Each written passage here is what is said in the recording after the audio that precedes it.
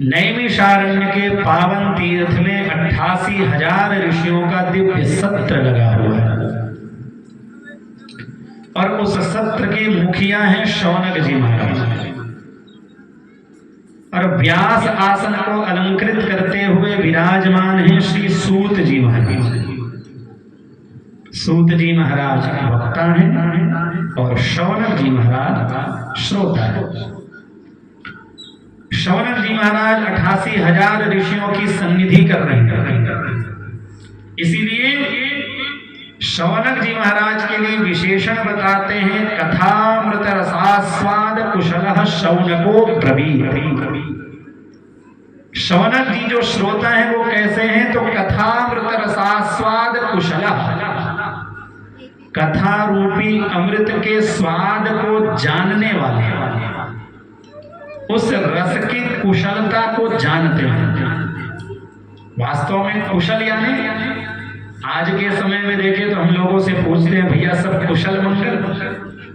ये तो कुशल शब्द का पर्यायवाची है ही, पर मूल में कुशल शब्द का अर्थ है कुशाग्र बुद्धि, बुद्धिमत्ता।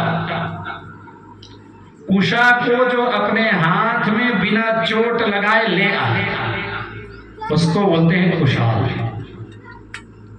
कुशा धारदार रहती है, यदि संभल के नहीं उखाड़ा जाए तो हाथ ही काट देगा।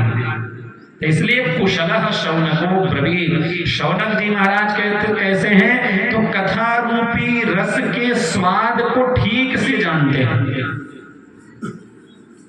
क्योंकि कथा श्रवण करने हम आए तो मन में अहंकार का त्याग करके जब बैठेंगे तब कुछ प्राप्ति हो पाएगी। लोग 2-4 बार ठीक से कथा सुन लेते हैं तो उसके बाद मन में होता है ये कथा तो हमने सुन लिया। लेकिन गोस्वामी जी क्या कहते हैं, राम कथा जे सुनत अघाही, रस विशेष जाना तिन्ह नाही। भगवान की कथा को सुनने के बाद यदि कोई व्यक्ति कहता है कि बस करो भैया मैंने तो कथा सुनी, तो समझ लीजिए वो व्यक्ति कथा के स्वाद तक कभी पहुंच ही नहीं पाए।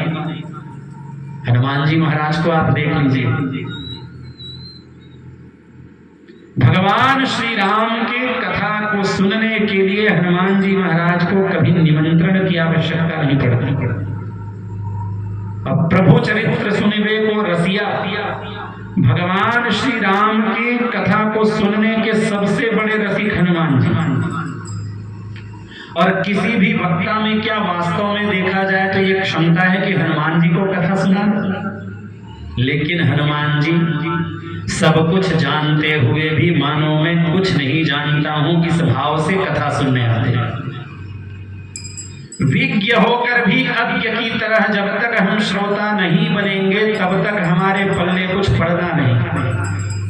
इसलिए जब श्रोता बन के आए तो इस भावना से आए कि आज तक हमने कुछ सुना ही नहीं। ये तो कथा की विशेषता है।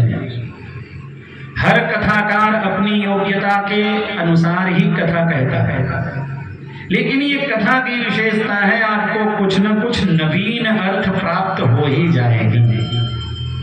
ये वक्ता की विशेषता नहीं है, भगवान की कथा की विशेषता है। क्योंकि संसार की जो बातें हैं उसको हम 1 बार सुने, 2 बार सुने, अधिकतम 4 बार सुनेंगे, उसके बाद कहेंगे भैया बस करो, जब आते हो यही बात बोलते हो।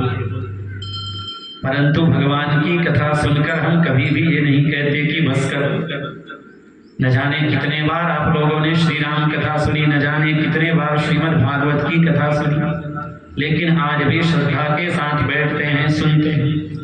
और विश्वास करिए कुछ न कुछ आपको नवीनता प्राप्ति होगी ही होगी, क्योंकि ये पुराण का लक्षण है। पुराण नवम भवति, जो पुराना होकर भी नवीन अर्थ को हमें प्रदान करे वही पुराण है। पुराण है बहुत पुराने, लेकिन अर्थ नए नए प्रदान करते हैं। तो शौनक जी महाराज ने सूत जी से प्रश्न किया, और प्रश्न क्या है, अज्ञान ध्वांत विध्वंस कोटि सूर्य समप्रभ, सूताख्या ही कथा सारम मम कर्ण रसा, हे सूत जी महाराज,